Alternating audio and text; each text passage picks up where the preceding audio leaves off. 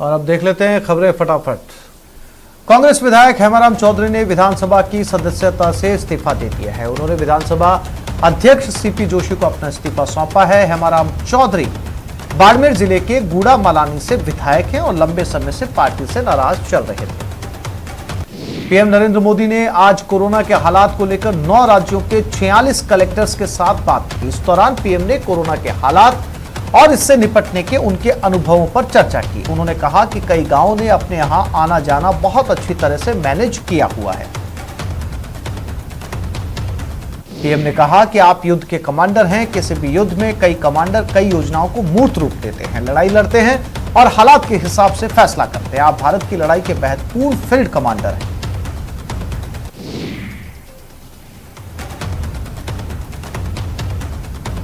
PM ने कहा कि वायरस के खिलाफ हमारे हथियार local containment zone, aggressive testing, लोगों तक सही और पूरी जानकारी पहुंचाना, हॉस्पिटल में बेड कहां हैं, कितने हैं, इनकी जानकारी लोगों को सहूलियत होगी। और उन्होंने कहा कि कालाबाजारी करने वालों पर सख्त कार्रवाई हो। सीएम अशोक गहलोत ने आज 700 ऑक्सीजन कॉन्सेंट्रेटर का उद्घाटन किया। 37 स्थानों पर स्थापित इन कॉन्सेंट्रेटर से ऑक्सीजन की कमी से जूझ रहे प्रदेश को बड़ी राहत मिलेगी। बीजेपी प्रवक्ता संबित पात्रा ने आज कांग्रेस पर जोरदार हमला बोला। उन्होंने कांग्रेस पर कोरोना के नाम पर सियासत करने का आरोप लगाया। संबित पात्रा ने कहा कि कांग्रेस का बर्ताव गिद्ध से भी बुरा है। उन्होंने आरोप लगाया कि पीएम की छवि को धूमिल करने की कोशिश की जा रही है। कांग्रेस की प्रवक्ता राधिका खेड़ा ने बीजेपी नेता संबित पात्रा के वार पर पलटवार किया और कहा कि कांग्रेस के सिपाही सेवा किट, राहत किट, मेडिसिन किट निकालते हैं। गोबर पात्रा ये टूल किट वगैरह संतरों का काम है। अपने साहिब के निर्देश को कांग्रेस के लेटर हेड पर छाप देने से सच्चाई नहीं बदलने वाली। कांग्रेस नेता रणदीप सुरजेवाला ने बीजेपी के संबित पात्रा पर निशाना साधा और कहा कि जैसे ही बीजेपी ने फर्जी टूल किट का फर्जीवाड़ा किया, सारे फर्जी भक्त और उनके चुनिंदा गोदी मीडिया के मित्र बाहर आकर एजेंडा सेटिंग में लग गए। कोरोना का इलाज करने के लिए मरीजों को दी जा रही प्लाज्मा थेरेपी को आईसीएमआर ने क्लिनिकल मैनेजमेंट प्रोटोकॉल से हटा दिया। आईसीएमआर ने माना कि दुनिया भर में मरीजों के इलाज के आंकड़े प्लाज्मा थेरेपी के कारगर होने को साबित नहीं करते। भारत में क्लिनिकल प्रोटोकॉल से हटाने का फैसला लेने में 8 महीने लग गए। 2DG दवा कोरोना से लड़ने में गेम चेंजर मानी जा रही है। माना जा रहा है कि 2DG से कोरोना के मरीज जल्दी रिकवर हो रहे हैं। 2DG दवा को लेकर राज्य में उत्साह है और 2DG को यूपी और हरियाणा सरकार ने खरीदने के निर्देश दिए हैं।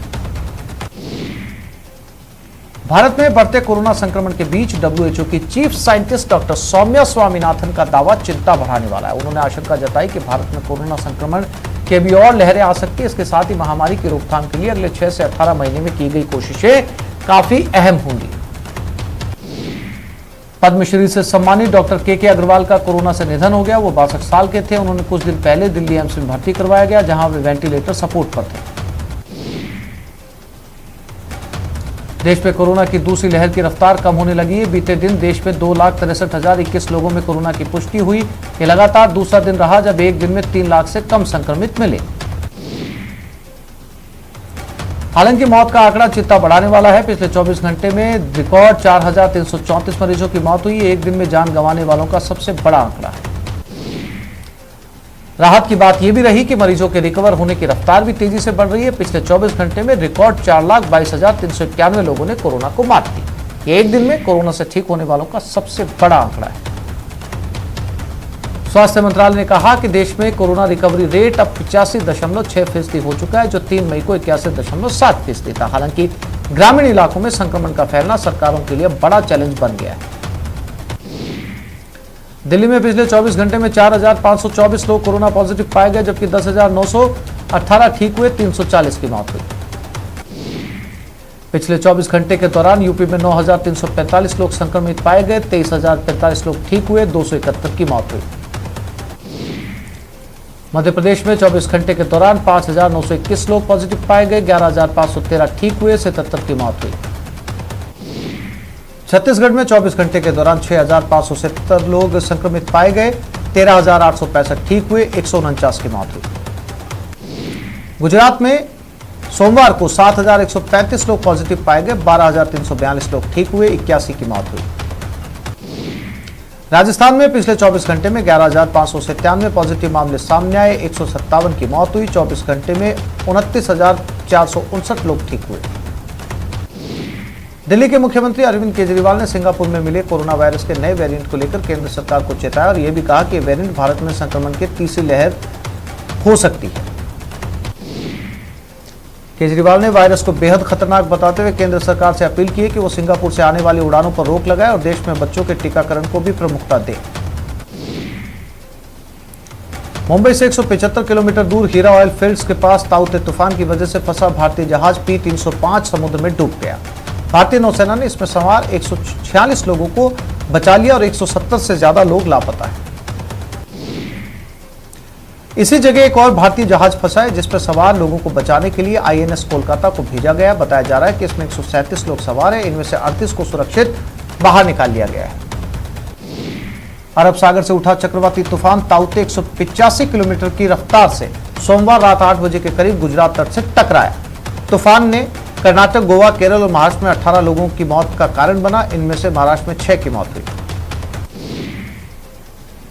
तूफान की दस्तक से पहले सोमवार को गुजरात में 1.5 लाख लोगों को सुरक्षित निकाला गया। तूफान से गुजरात के सोमनाथ और केंद्र शासित दमन द्वीप में कई जगहों पर पेड़ गिरने की वजह से रास्ते अवरुद्ध हो गए। प्रधानमंत्री नरेंद्र मोदी ने महाराष्ट्र, गोवा, गुजरात के मुख्यमंत्री और दमन द्वीप के उपराज्यपाल से फोन पर बात की और स्थिति का जायजा लिया। साथ ही तूफान से निपटने के लिए केंद्र सरकार की ओर से हर संभव मदद का भरोसा दिया। गृहमंत्री अमित शाह ने भी मुख्यमंत्रियों से बात कर स्थिति का जायजा लिया। चक्रवाती तूफान ताउते देर रात तक राजस्थान में प्रवेश करेगा। प्रदेश के अधिकांश हिस्सों में तूफान का असर साफ नजर आ रहा है। राजधानी जयपुर सहित कई इलाकों में आज सुबह से ही बारिश हो रही है। चक्रवाती तूफान ताउते का असर अजमेर में भी देखने को मिला। सुबह से तेज हवाओं के साथ अजमेर और उसके आसपास के ग्रामीण इलाकों में बारिश का दौर जारी है। करौली जिले में भी ताउते का असर देखने को मिल रहा है। सुबह से ही कई इलाकों में बारिश हो रही है जिससे सड़कों पर पानी भर गया। बारिश के कारण तापमान में गिरावट आई। तूफान ताउते का असर पोखरण में भी देखने को मिल रहा है। आसमान में सुबह से काले बादलों की आवाजाही बनी हुई है और ठंडी हवाओं से तापमान में गिरावट आई।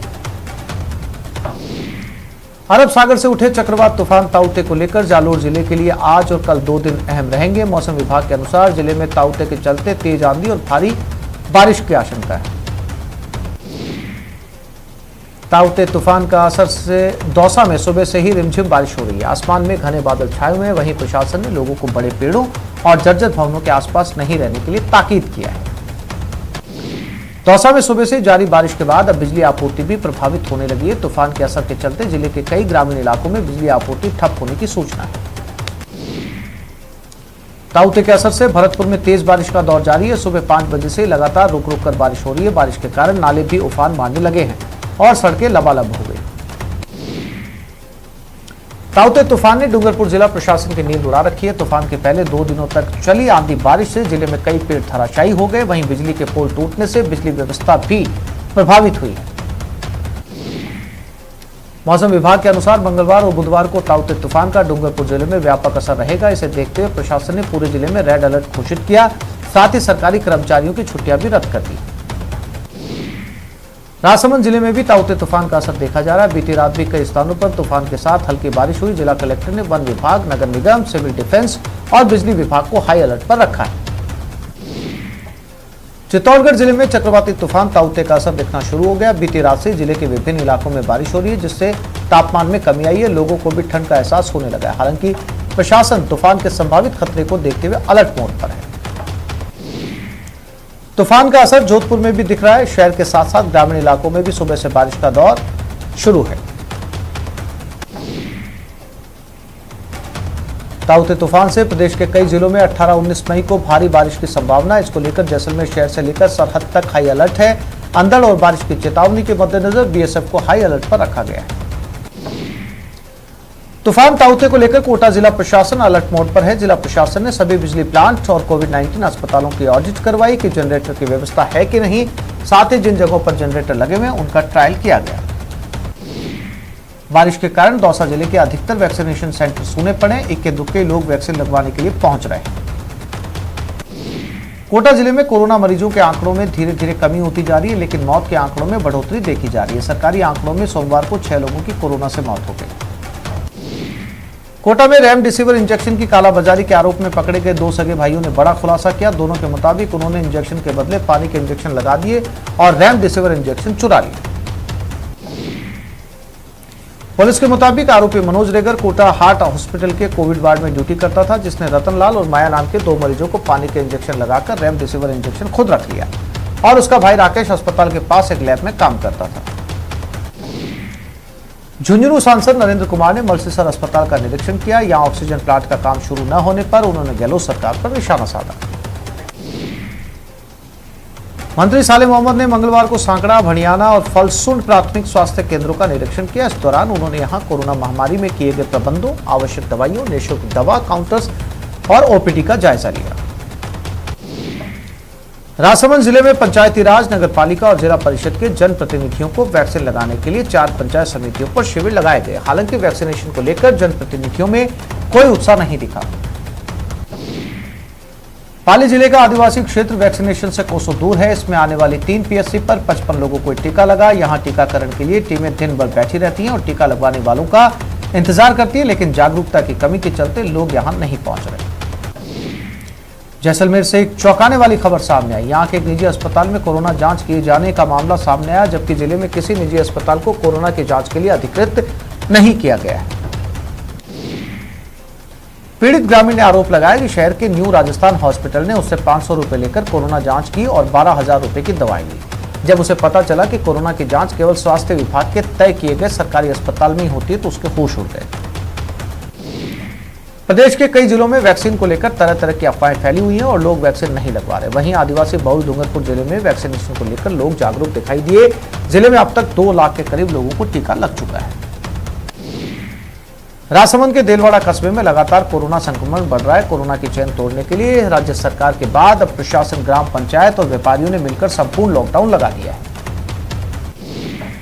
चित्तौड़गढ़ में कोरोना से रिकवर मरीजों में ब्लैक फंगस के लक्षण दिखाई देने लगे हैं। जिला अस्पताल में अब तक ब्लैक फंगस के लक्षण वाले 4 मरीज सामने आ गए।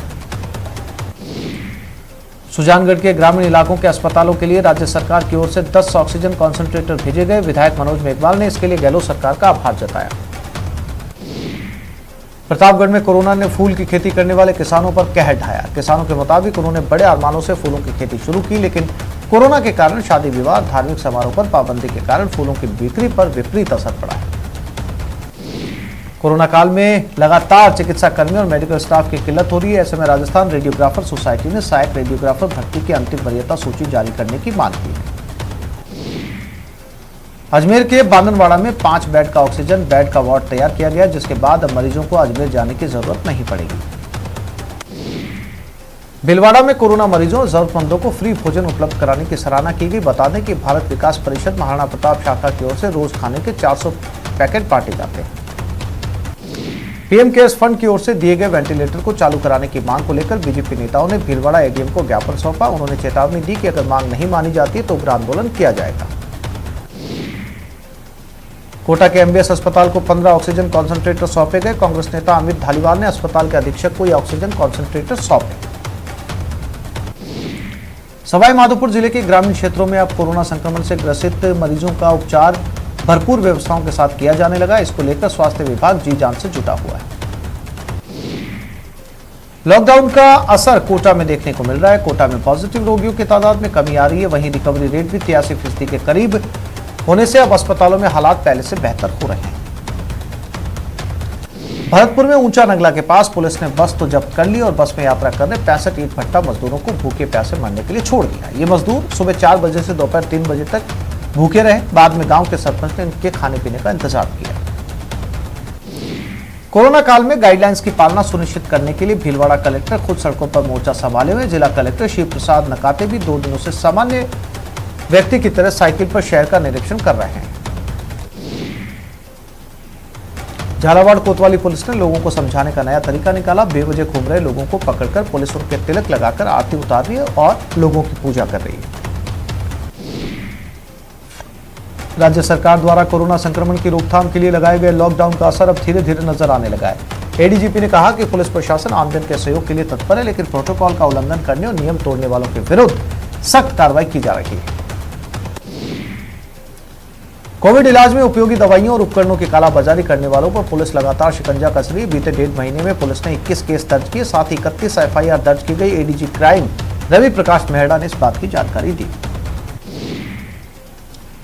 जोधपुर में बढ़ते कोरोना मरीजों की संख्या के चलते अस्पतालों में संसाधनों की कमी का सामना करना पड़ रहा है। इस बीच मुख्यमंत्री अशोक गहलोत की पुत्रवधू ने कोरोना संक्रमित मरीजों के लिए 5 वेंटिलेटर अस्पताल में उपलब्ध करवाए।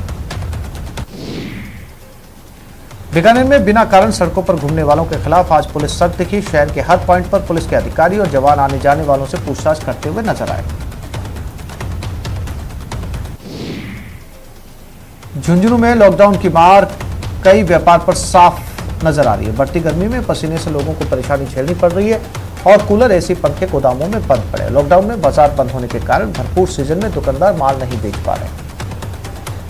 सुजानगढ़ के बगड़ी अस्पताल में सुजलांचल विकास मंच ने 11 सीलिंग फैन प्रदान किए। मंच की ओर से पंखे PMO doctor Suresh colony doctor Purushottam Karwa को सौंपे गए।